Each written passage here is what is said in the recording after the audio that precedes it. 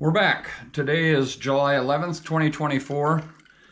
This is a continuation from our segment that we started yesterday. Well, while I was thinking about this last night, I was thinking that there's so much of our conversation that occurred during camping, and yet there were things that took us back into other areas. So I want to go back to camping a little bit. I want to ask you, when you think about the many trips that we took to Estes Park, what things come to your mind first? 84. Okay, and 84 is? 84 is our favorite camp spot. And that camping spot was particular because we had kind of a random event where we had some stuff in a bag, like our backpack or whatever, and we decided to make a scavenger hunt. And I think we went to 15 places or whatever and hid it under rocks and then... Okay, let me stop you for just a second. Okay. Okay, when you say 84, describe 84, because I'm wondering if we're talking the same one. 84 had a pad for the big tent that you had. Yeah. A picnic table, a fire pit. They all do. And this one had one evergreen tree, and behind it was Long's Peak. You could see Long's Peak, the whole thing. Where was the bathroom? The bathroom was down the hill to the right a little bit where you could... So, the one by the bathroom was 84. That's why I'm asking you. The one up on the hill was 88. That's why I'm asking. Oh, okay. Yeah. I didn't know. Okay. That. Okay. So, I'll continue on your story then. Well, we made this scavenger hunt, and one of the places was a crevice in a tree that I put a silver dollar in, because we didn't have stuff. I just happened to have a silver dollar on it, and I put it in the crevice of that tree. And then we've gone back years later without any clues at all to see if we could hike that same hike and find it. Yeah. And it was a challenge because we had our own little ways of remembering everything, and we were successful probably on 2 or 3 events in the future. But then there was a forest fire. Okay. And it burned down a lot of the trees that were right. kind of telltale signs of where to go. Because one of them was a gold-colored tree, and that's gone. Yeah, it wasn't gold, yeah. Yeah, so we found them all. We found them all, even though the trees had burned. They didn't burn to the ground. But you know how a forest fire just burns all. Well, how many of the things do you remember that we hid? See what you come up with. Well, a football tee. That was the first one. Where you kick a football. Yeah. Was that the first one? Yeah. Then a bobber for fishing. Yep. Some sort of bait. Was it a well, I said bobber. And I said the silver dollar. I'm stalling now because I'm I know. Well, I'm trying to. I think how many did we have? Maybe 7 or 8 at least. And can you remember what the last one was when we came up to the top? Because we made the whole loop around. Oh, the last one was kind of across that valley. Yeah. It was a bullet. Yes. Underneath a rock. Yes. Underneath a little rock. And there was something that we thought had moved. An on-shot bullet. Yeah. But there was something that we put where we could see it from across the valley. We had to climb up the rocks, and we hid something, and it seems like it had something to do with a skeleton or bones. It was bones. Bones, okay. Bones. Yeah. And we didn't bring bones with us, right. but we found some along the way that first day that we did it, and we got a whole bunch of bones. Yeah. And so that was part of what I think I had the hardest time finding because I couldn't remember what it was. Right. But I knew from the instructions that, I think in the instructions we said what we were looking for. In other words, we'd give instructions on look straight across and a certain compass heading, and that's what we used. Yeah, and so the first time we went to look, we used the compass, so many degrees over, because that's when we were also doing orienteering with the compass. Well, that's the other thing I was going to ask you about. That was another trip, because we would take and have a theme for each one of our camping trips. Orienteering was one. We had a scavenger hunt for one. A ham radio was one where we built Yagi antennas. We built them from some materials, and then we used one of those. You hid this thing about maybe 1/8 of a mile away. Yeah. But it wasn't like straight line across the field. No. I was really surprised because I buried that thing down under the leaves and stuff. Yeah, but there was some topography in the way too. Yeah. Oh yeah. And so when I was going around like I was hunting for water or something with this thing, and it would beep louder if you were in the correct area, pointed in the right direction, and so forth. And so that was a theme for one time. The orienteering was where we were going to pick a mountaintop or something and see if we could find it on the map, and then triangulate to it. Well, the whole purpose for all of this was so that if we ever did have to use a compass at some time in our lives, we know how to use it. And it was amazing to both of us that the first thing you had to have is you had to have a map to know where you were going. I mean, you could know that you're going north, but is that where you really want to go? And what was the thing where you had to go to the side and then go? Well, triangulating. Triangulating. So okay, we had a ruler and a pencil and everything. Yeah. We triangulate Yeah. to find a spot. So it wasn't as easy as we thought it would be. That's and for sure. and we really learned, and both of us thought that when you hike, you only need a compass. Yeah. Yeah, but if you don't know where you're going to, right. you know, okay, I'm going southeast, so what? I mean, otherwise you can just follow the sun and know that you're going east and Correct. west. I mean, If it's a sunny day. Yeah, so that was a good one. And the other thing I want to ask you about is there were people that went with us from time to time. Do you remember two groups of people that went with us? Actually, three. Well, Mary and Mike. And Mike, yep, that's one. And then the boys Yep. in Yellowstone. And the boys in Rocky Mountain National Park a number of times. Okay, and Owen went with us once. That's right. And Yeah. Owen, there's a story of Owen. Yeah. He says, I've never seen a shooting star. Yeah. And I says, we're going to see one right now because it was perfectly clear. Yeah. And we laid down on mats and we just kept looking up for about 20 minutes. He had counted 17 or something. I go, they're there every night. Yeah. So, yeah, we did that. What do you remember else about Owen that you told him? You remember? Well, I told him that if you get lost... Yeah, that's the Oh, one no. That's I know what what I I'm told talking him. about. I know yeah. what I told him. These mountains don't care. And if you get lost, they don't care. And I told him the story about how I almost got lost just walking back to take a leak, really. And I kind of thought I was going the right way, and I was a little off. And the more I went, the more off I was. Yeah. And all the trees look the same. You're in a deep forest. So I told him that story. And then that very trip, he ventured off by himself, got lost, came back crying. Yeah. He eventually listened to the campground. He could hear where it was, and he kind of came back to that sound and then traveled the roads to find us. Lessons learned, yeah. That's right. So what are some... Wait, one more. Okay, yeah. There's a Mike story, too. Mike's story and a Jeff story. Mike's story is went trout fishing for the first time, and Mike caught a fish. First of all, he wasn't going to bait the thing because you've got to put the hook right through the night crawler. He goes, I'm not doing that. So I did that for him. But he caught a fish and he's holding it up and he says, now what? And I says, take him off the hook. And he goes, I'm not touching that thing. Yeah. And then the Jeff story was, it was dark and pitch black out. And he went around and hit the picnic table bench with his shin, full blast. I mean, he hit that thing and he just laid down and about died. What were some of the things that we did there for activities? Well, we played backgammon. Tell them a story about that. Okay, backgammon. Keep in mind, I'm drinking rum and Coke right now, but this goes along with that. Well, yeah. Well, this right here is measured. One shot, the rest Coke. Yeah. Well, we didn't do that when it came to making Long Island iced teas. We bought all the ingredients and put them in a pitcher. Yeah. And we just kept pouring it up. Yeah. Not measuring how many we had or anything. And we were playing backgammon, and really I felt as sober as I do now. Me too. And good. then all of a sudden I dropped one of those chips on the ground. And when I leaned over, I got up and I go, oh man, I am so sick. And I got up and I'm stumbling around and I walked down to the road and we both went to the bathroom. That's where we were going. Well, we didn't go to the bathroom. We just went over to take a leak in the. Well, maybe that's because we come back because of how we felt. Yeah, but you were laughing at me because I was over there hurling. Yeah, and then I'm listening. And there he goes. He's starting to go too. Yeah, that was probably, other than that other story I told you about finding a wine on the way home from school, probably the most drunk I'd ever been, and unaware. I didn't do it to get drunk. Let me tell you the rest of the story here.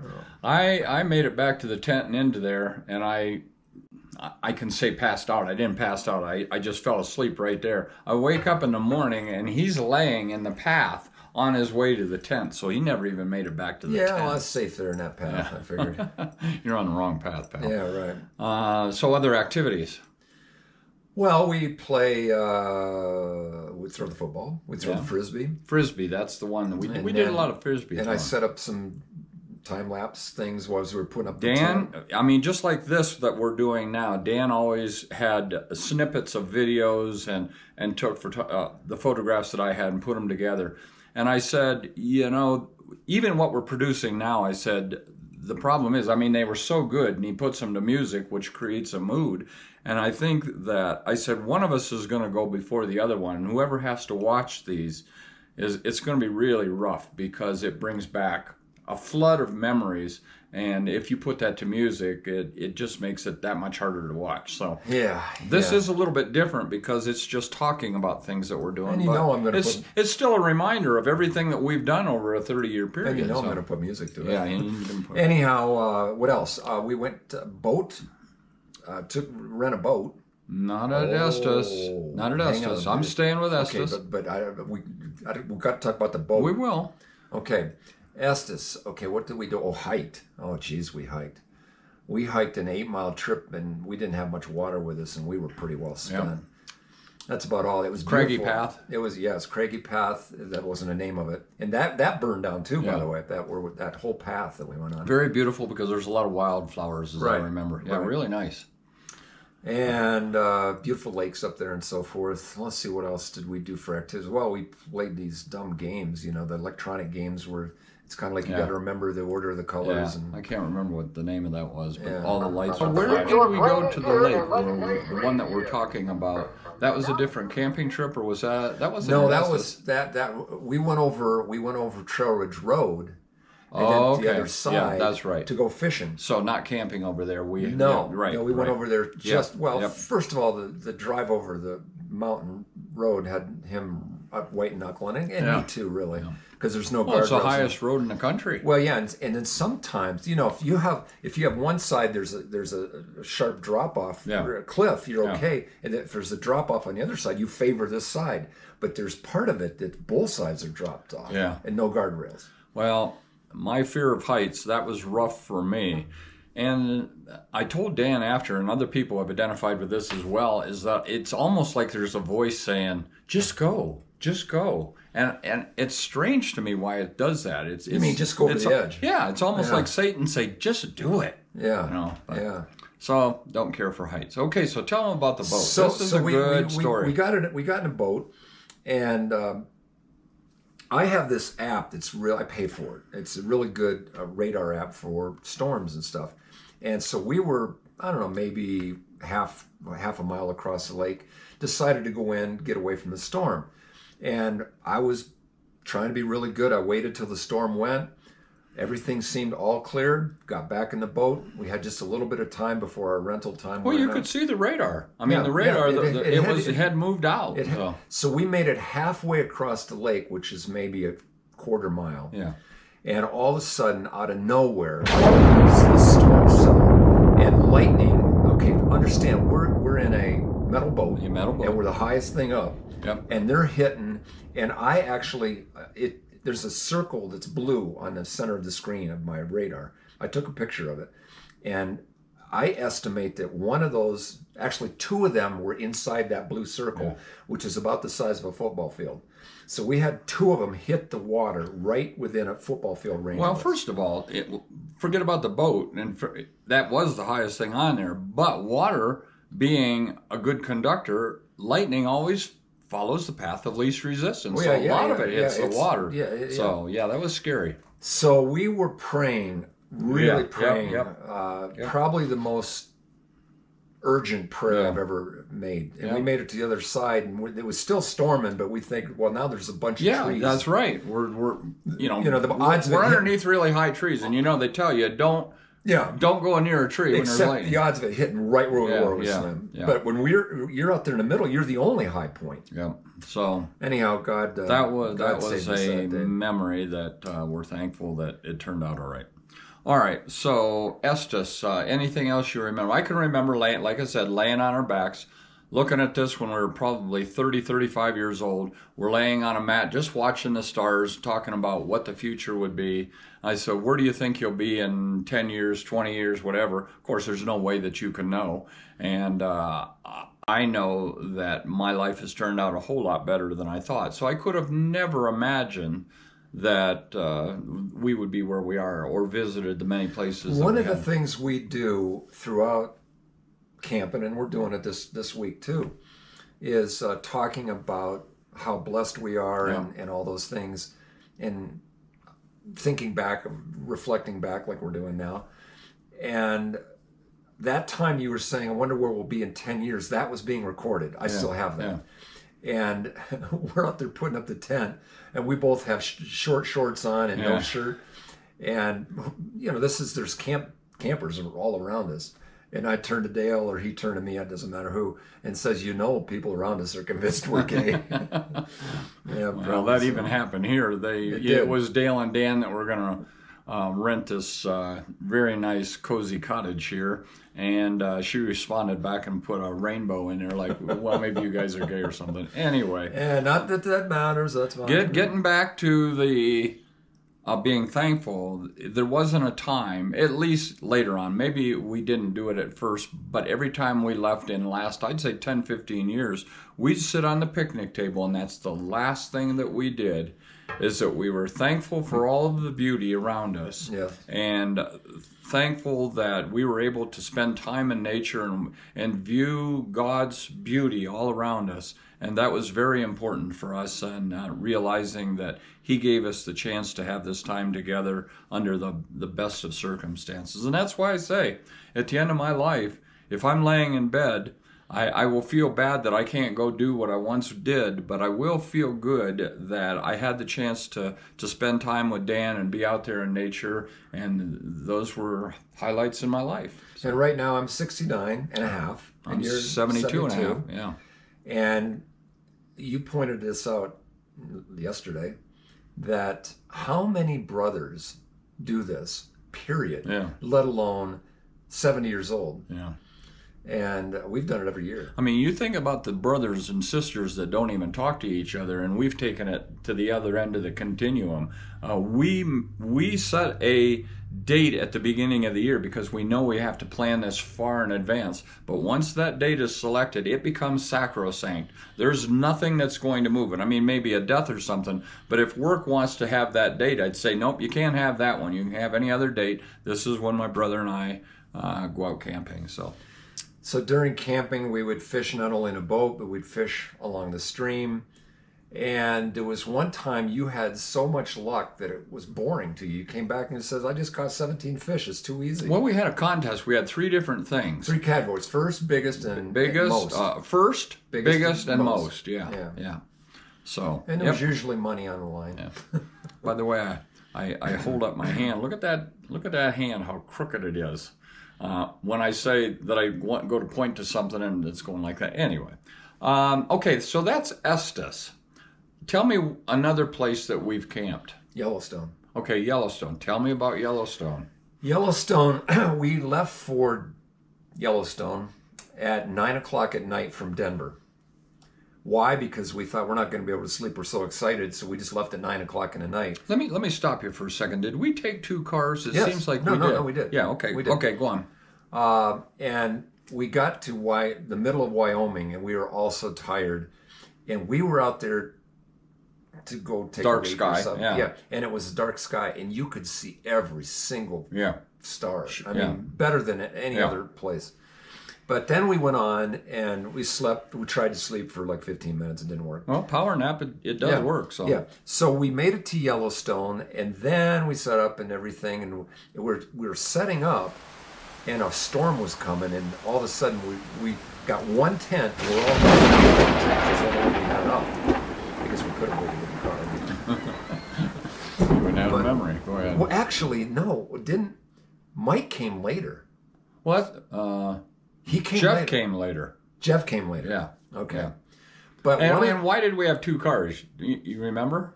Well, Jeff and I were going to go on to maybe Banff or to at least Glacier, right? No, we went all the way to Banff. I know, but I don't know if that was your original plan. It was. Okay. It was. All right. Well, no. It was to go up the Canadian Rockies, and Okay. then I saw the sign Banff, Yeah. and I thought, let's just keep going. Yeah. And so something's wrong with our story there because it was just he and I in my truck. Right. So somehow he got there. He got there with Mike, I think, is what it was. Well, I remember that's because I knew that you and Jeff had gone on, so Yeah. I thought, well, we couldn't have had one car, so we had to have two. But anyways, keep going. What do you remember about that trip?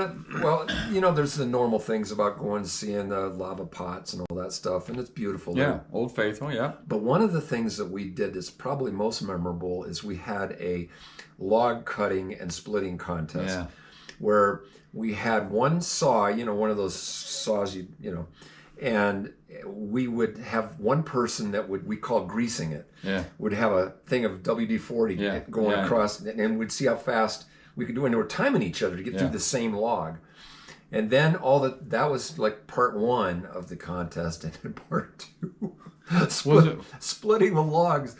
Dale split a log, and the thing bounced somehow. Yeah. And hit you right in the leg. And man, it was a huge knot welt. on my shin bone. Oh my gosh. So we had those contests. We had a contest at night. I mean, it was really good conversation. I can't think of a better bonding situation when we had with the two boys Right. and the two brothers. That was really good. Right. Is there anything else that we did there that was noteworthy? I can't remember. Well, one of the things that Jeff and I did is we went up when we were going up to Canada. Some of the things that Jeff would say would crack me up. He says, "You suppose the cows go moo, eh?" And anyhow, we go up there and we stop for whatever reason along the side of the road, and you probably know why. But they had these berries that kind of look like M&Ms. And we put M&Ms where those berries were, and we had ourselves. You would have had to have been there, but we were cracking ourselves up because we thought the next time a bear comes along, he's gonna, hey dude, come over and check these berries out. I don't know. There's only like 3 left. But tell them the story about the deer or the whatever. Oh yeah. We're going up the Switchback Mountain Road, and Jeff says I pull over to, how you pull over to see a deer right in front of you. He jumps out. He jumps out of the passenger side. He goes halfway across the road. He's now about 15 feet from this thing. Yeah. And then he pauses and he looks back at me and he says, "By the way, did deer bite?" And I said, "Nope, but they'll sure gore the hell out of you." Yeah. And so, and then he and I also chased a moose, which was really dumb. Yeah. Because they will chase you down. Well, they'll stomp you to death. Yeah, anyhow. Okay. Anything else there? I don't think so. So name another place.